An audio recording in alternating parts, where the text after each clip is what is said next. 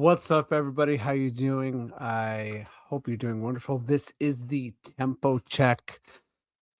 And if you're like, Freddie, what in the good God is going on? You're alone? Well, sometimes you got to make shit happen. Sometimes you just got to get it done. And I am doing a solo record of tempo check. Catherine let me know late last night that she had an important engagement. She was going to the Raptors Spurs game, so she's seeing Wembanyama tonight, and she's like, "Damn, what should we do?" And I was like, "I don't know, but you got to go to that game." Funny dad note is that two people reached out to me right after, and they were like, "Hey, Freddie, do you want to go to this game?" And I was like, "Dang, I do, I really do, but I can't." And it's all good because here I am doing some tempo talk, and this whole episode is about Teresa Resch. So, who is Teresa Resch? And before I get to that, I'm going to let everyone know what I always do, which is I'd say like a medium cringy social media plug. You got to do it. This is a podcast world. This is how we do it.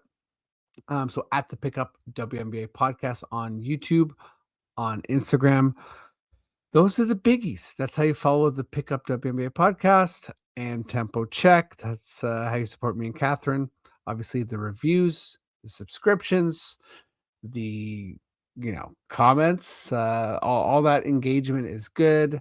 The algorithmic gods are paying attention, and yeah, it feels weird calling them gods, but sometimes it feels weird playing by their rules. Okay, let's do some Teresa Resch talk. I will apologize because I feel like even though this is just me and uh, it shouldn't go off the rails, it probably will because boy oh boy, you're gonna see my ADHD pop. If you're on video, you might see me read a little bit too.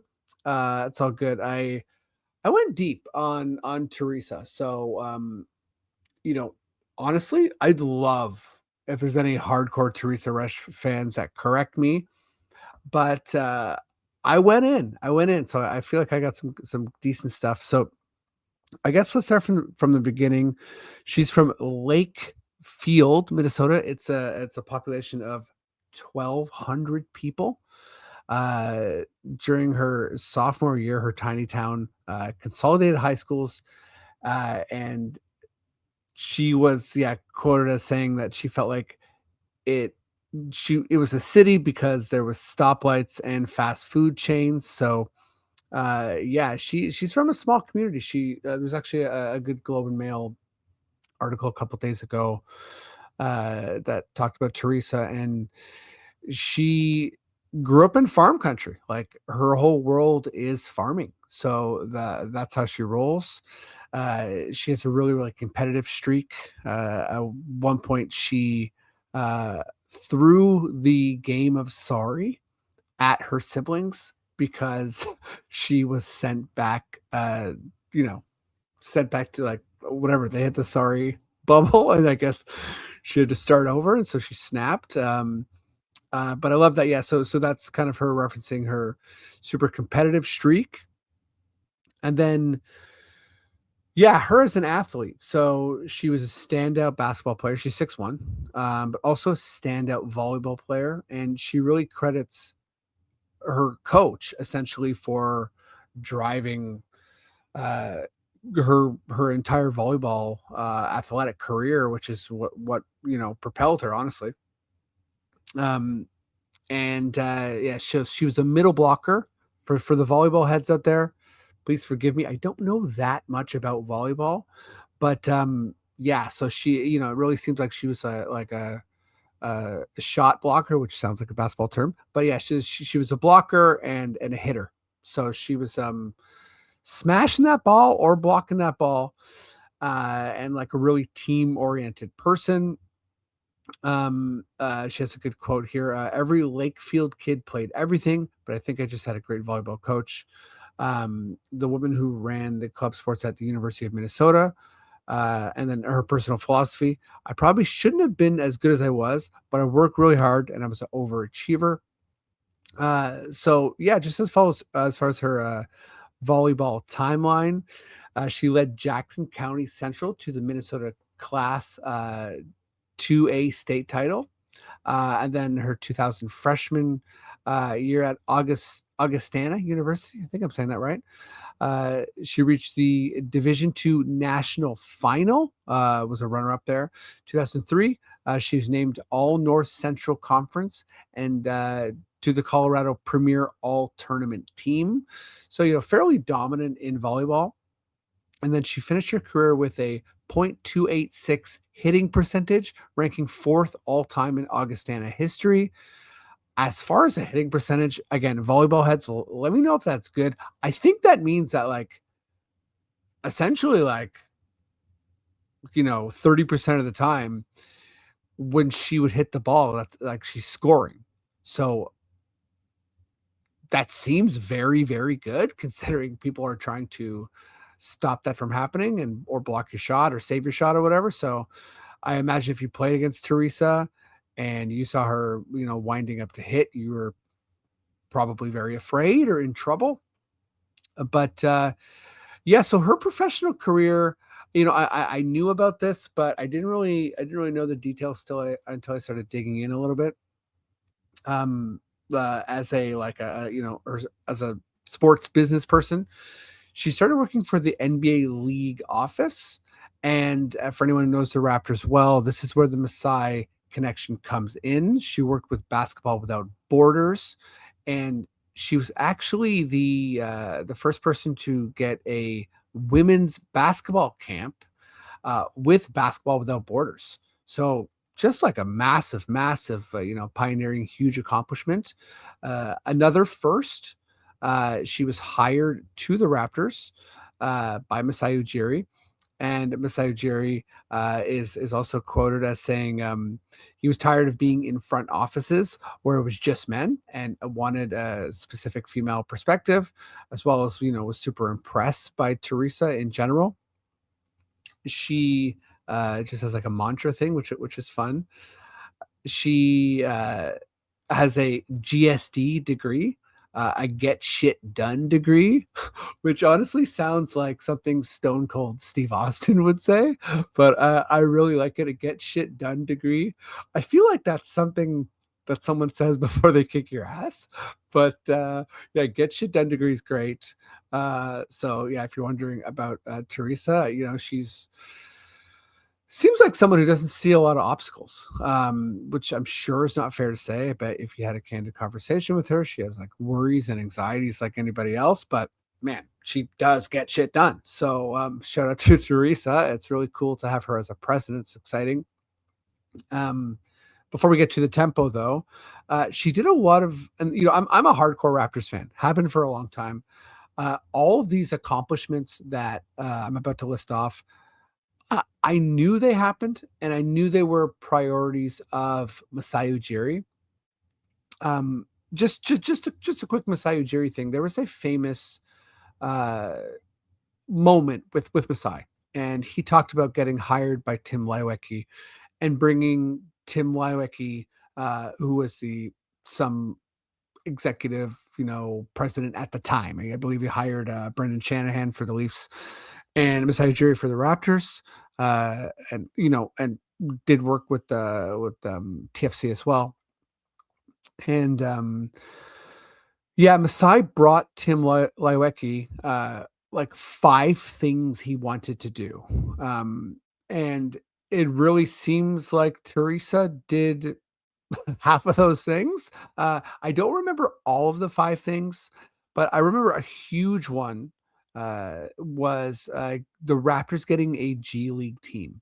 Um, at the time, it was a D League team, but the Gatorade sponsorship came in there, and yeah, so she spearheaded the G League team, which meant dealing with like business and kind of making that happen in 2015. And then I think it was 2021. It might have been 2017 or 2021. I mean, I know the G League team ended up winning a championship with Pascal Siakam, Fred VanVleet.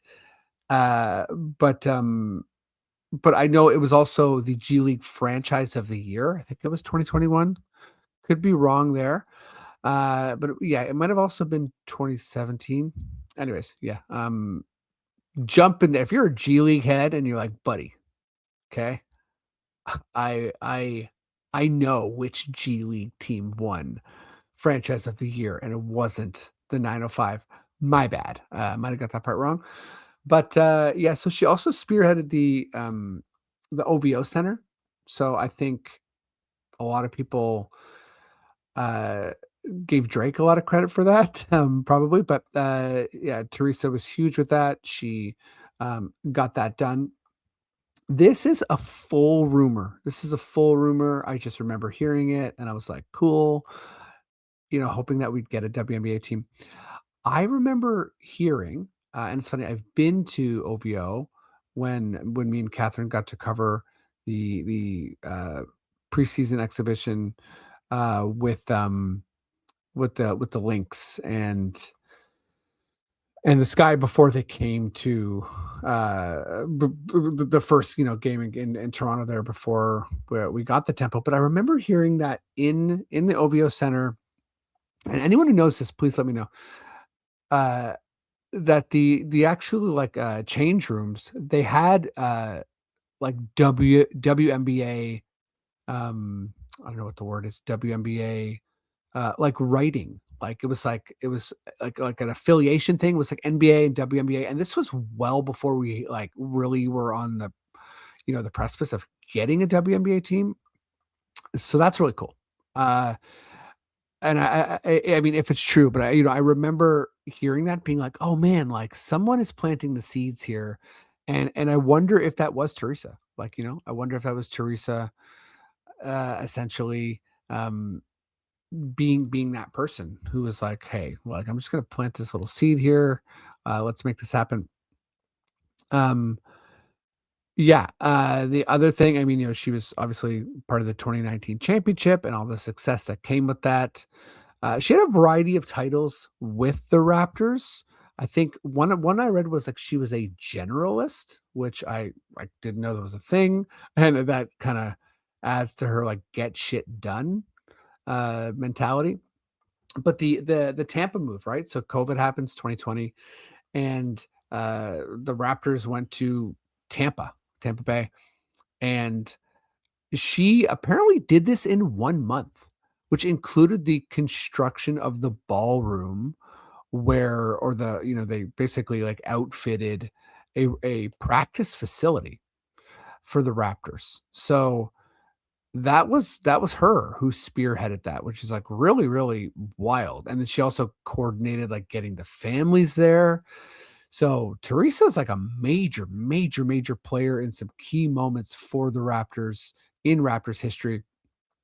And then we go to more present day tempo. So Larry Tenenbaum, we've talked about Larry Tenenbaum before on the podcast, but owner of the Kilmer Group, former owner of the Raptors as well. He hired Teresa and he said, I'm going to get a WNBA team and you are going to be team president. So apparently that's a quote. That's really cool. This is okay. I love this. I love the nerd in me loves the weird details about or the weird specifics about a WNBA team starting, and like Teresa actually compares the WNBA like as the tempo rather as like a startup, right? And there's been like men's teams and leagues, in some cases for hundreds of years, and the WNBA is only 30 years old, so their timeline's way different. But this is cool to me. So staff growth. So apparently the founding like members of the Tempo were 5 people, and the staff has grown to about 50 people, which is honestly still really small. But just yeah, like think about the timeline and how short, like from when she was announced as president to now, that growth is big, but also like like starting that small is just insane. So a lot of big hirings, a lot of big affiliations as well, whether it's Lily Singh or Serena, but I think the key ones we'll talk about more for sure. They're going to get their own episodes, but Monica Wright Rogers is the general manager, and then Sandy Brondello is the head coach. And yeah, I think those are the big things I wanted to get across from Teresa. One thing I read from her, or a quote that I'll probably mess up a little bit, that I think says a lot about her. And then I'll say a personal thing that Catherine observed as well when she went to the Sandy presser, is that so yeah, first a quote, she talks about like being like a big time extrovert and really feeling powered by people and being so excited to be at the, opening game of the tempo, and just that fueling her. So that's cool. And I think just transitioning and wrapping up here to Catherine's observation, when I was online, and Catherine was there, and we talked about it on the pickup, and we will on the tempo. But Catherine said that just like Teresa just came right out. Like, she just walked out, like, before the press conference started, and she was just, like, basically, like, hanging out and, like, chatting with people, which it just the part of me that has been around the WNBA for a little bit now is not fully surprised, because it's just such an accessible league, but that also still is wild to me that a team president is just, like, chilling with the media. That I have all these images of the president, like, everyone waiting for the president for a long time, and then the president just comes out, and they're like, have a water bottle, and they like, as soon as everyone gets ready and like gets their cameras, like all the audio stuff going, and then bang, it's like happening, it's on, right? But so yeah, to feel like, to have a president just chilling and looking around, being like, are we gonna have a good time here?" Is absolutely wild, and such a cool thing if you're Monica Wright Rogers, right? So yeah, that's my who is Teresa Resch. I had fun researching this, and I hope you had fun listening to some of it. We're gonna learn a lot more about her. And yeah, thanks so much for listening. At the Pickup WNBA podcast, YouTube, Instagram, and like, comment, subscribe. Hopefully, Catherine's having a good time at the game. And we will see you next week. Peace. Thanks, everybody.